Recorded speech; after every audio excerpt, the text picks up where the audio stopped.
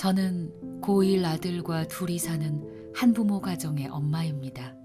아들이 2살도 채 되기 전 남편이 교통사고로 세상을 떠나며 어린 아들과 서로 의지해온 세월도 벌써 10년이 훌쩍 넘었네요.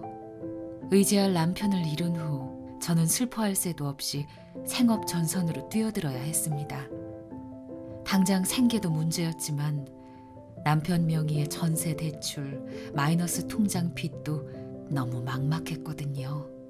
일용직 근로자, 대리운전 기사, 닥치는 대로 악착같이 일했습니다.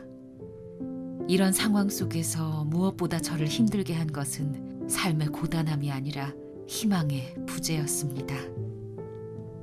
아무리 열심히 살아도 오늘보다 더 나은 내일이 올 것 같지 않았거든요. 아들이 초등학교 입학할 무렵이 되어서야 뒤늦게 한부모 가정에 지원금이 있다는 것을 알고 처음으로 수급자 신청을 했습니다.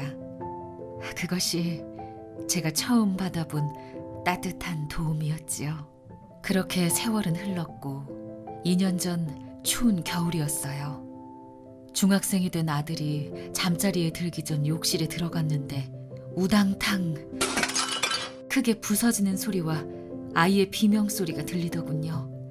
가슴이 덜컥 내려앉았습니다. 아들이 양치를 하다 살짝 몸을 기댄 낡은 세면대가 무게를 견디지 못하고 그만 떨어져 버린 거예요. 아들은 산산조각이 난 세면대 위로 넘어져 크게 다치고 말았습니다. 상처는 생각보다 심각했어요. 깊숙하게 박힌 세면대 파편과 부스러기들을 제거하고 찢어진 피부는 이식수술까지 해야 했습니다. 아이는 열흘간 입원했고 이후로도 오랫동안 치료를 받았지만 경과가 좋지 않아 재수술을 받아야만 했어요. 아픈 아들을 돌보느라 일을 할 수 없고 빠듯한 살림에 들어놓은 보험도 없어 병원비를 감당하기 힘들었습니다. 어려운 여건 속에서도 혹시나 하고 신청해둔 근로 자녀 장려금은 가뭄의 단비 같은 존재였습니다. 때마침 장려금이 지급돼 큰 도움이 됐고 위기를 넘길 디딤돌이 됐습니다. 그런데 위기는 그게 끝이 아니었죠. 작년 어느 날 저에게 문제가 생겨버린 거예요.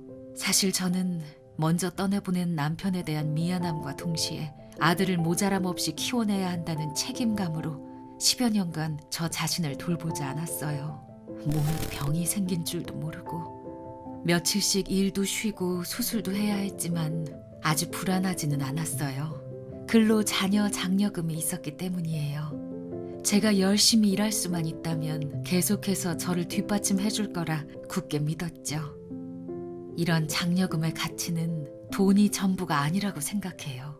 장려금은 힘들었던 순간에 든든한 버팀목이 됐고 그 덕분에 우리 가족은 다시 일어설 힘을 낼 수 있었습니다.